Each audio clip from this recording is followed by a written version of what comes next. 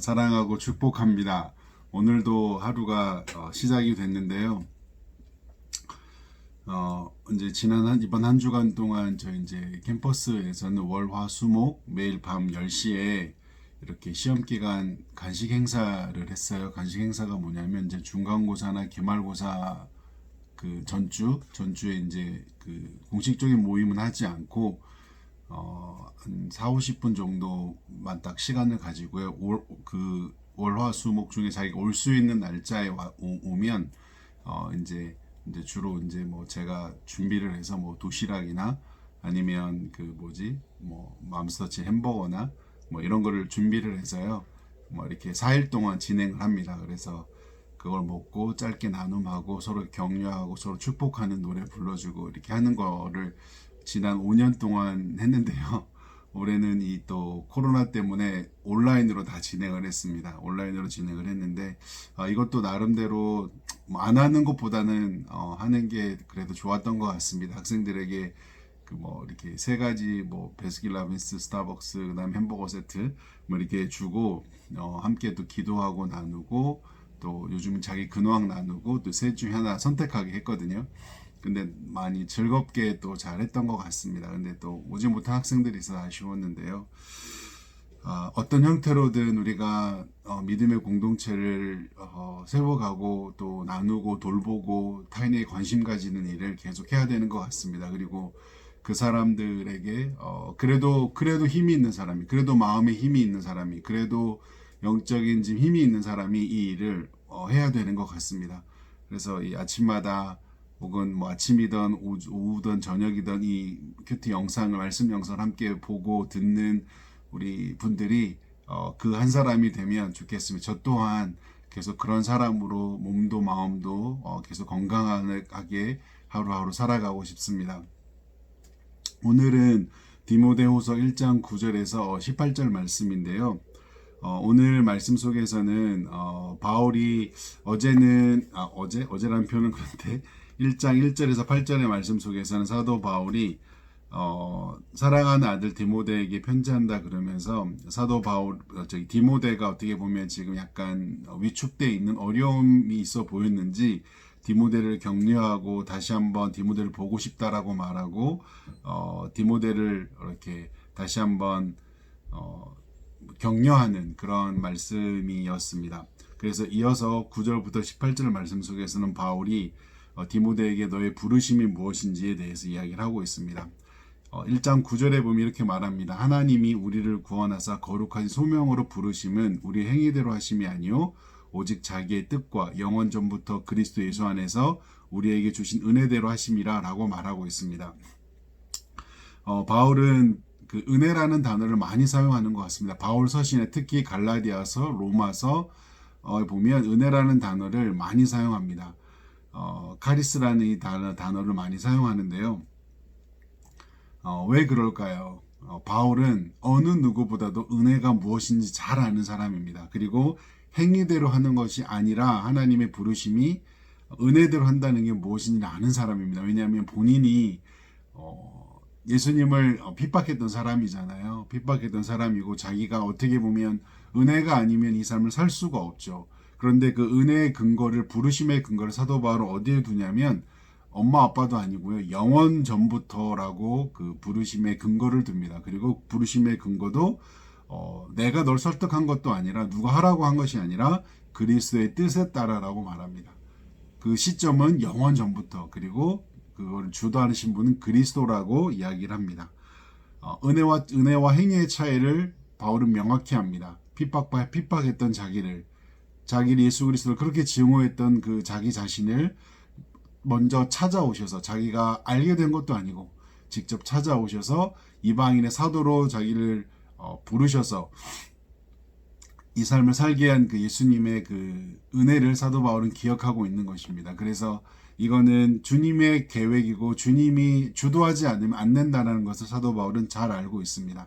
그렇기 때문에 디모데에게도 디모데야 너의 부르심이 너의 행위, 너의 어떤 그런 뭐 가정적인 어떤 상황이 아니라 예수 그리스도의 영원 전부터 계획된 부르심이라는 것을 은혜에 근거한 조건 없는 은혜라는 그 사실을 이야기하고 있습니다.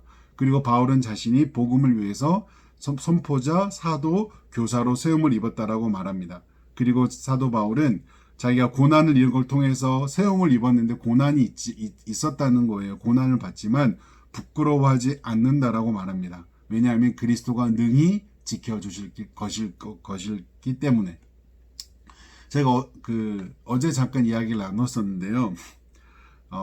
이런 코로나 상황, 예측하지 못한 상황, 지금 또 우리나라 북한까지, 그리고 코로나가 진정되기보다는 계속 이렇게 긴장 관계의 상황 속에 계속 가고 있잖아요. 왜 하필 이런 시기에 내가 직장인이고, 왜 하필 이런 시기에 내가 캠퍼스에서 순장이고, 내가 왜 이런 시기에 가정에서 부모로 살아가고 있는가, 어린아이 자녀를 둔. 제가 어제 말했잖아요. 예수님이 우리를 신뢰해서 그렇다고, 사랑해서 그렇다고. 그리스도가 능히 지켜주실 것입니다.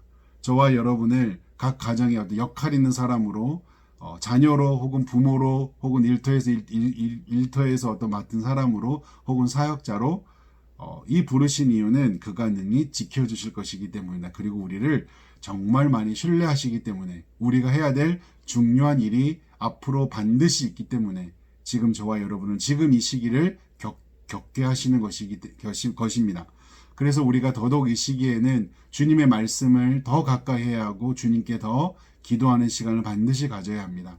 어떻게 주님의 방식으로 지금 이 시간들을 이겨내는지를 경험하고 누리는 것은 우리를 통해서 누군가에게 이것이 전달되어야 되고 누군가는 우리를 통해서 배우게 될 것입니다.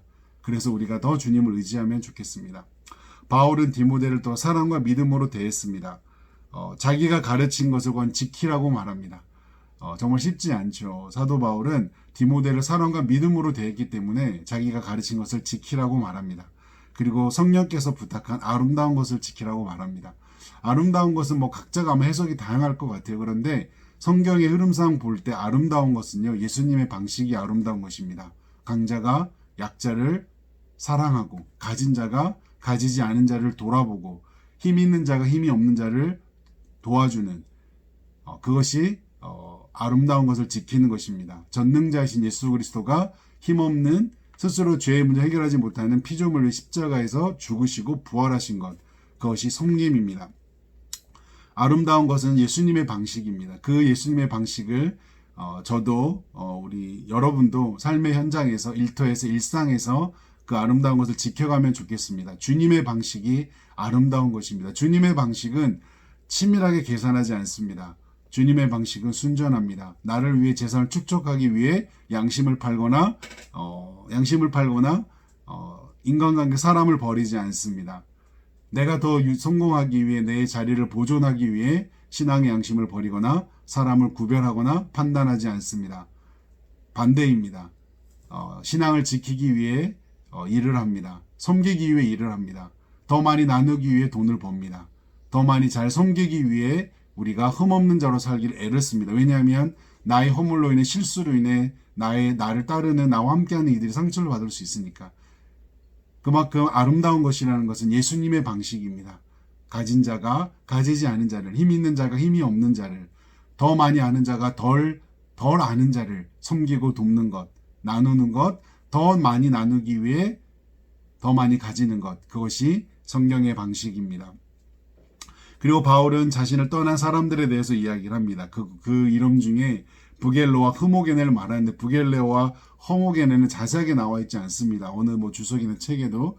근데 한 가지 확실한 건 이 두 사람은 예수님이 오시는 그날까지 성경에 기록되어서 언급될 것 같습니다. 그리고 바로 이어서 바울은 디모데 오네시모에 대해서 언급을 합니다. 오네시모는 빌레몬서에 나오는 그 사람입니다. 감옥에 함께 있었던. 그리고 그것을 대부분의 신학자들이 동의를 합니다. 이 두 종류의 사람이 있습니다. 우리가 부겔로와 호모게네가 아니라 오네시모가 되면 좋겠습니다. 바울이 주님의 사람으로 살았지만 바울에게도 상처가 되는 만남이 있었고 어려움이 있었습니다. 하지만 또 오네시모 같은 격려와 힘을 주는 사람이 있었습니다. 오네시모는 바울에게 빚진 자입니다. 사랑의 빚진 자입니다. 은혜의 빚진 자입니다. 우리가 삶을 사는 동안 누군가에게 사랑의 빚과 은혜의 빚을 많이 지어주면 좋겠습니다. 더 많이 섬겨서 섬김의 빚을 안겨서 그 사람이 또 다른 사람을 섬기지 않으면 견딜 수 없는 인생으로 우리가 빚진 자로 그렇게 만들어가면 좋겠습니다.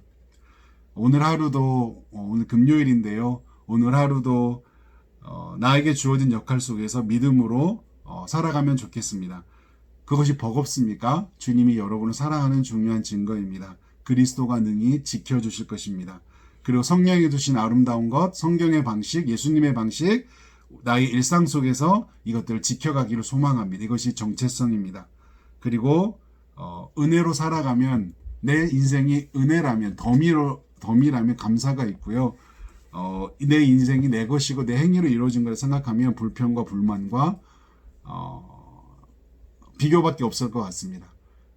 제가 어제 언급했듯이 오늘 이 하루는 누군가가 살고 싶은 하루라는 것을 기억하고 은혜로 살게 된 내 생명 이 하루 또 그렇게 즐겁게 감사한 마음으로 웃으면서 보내기를 소망합니다. 사랑하고 축복합니다.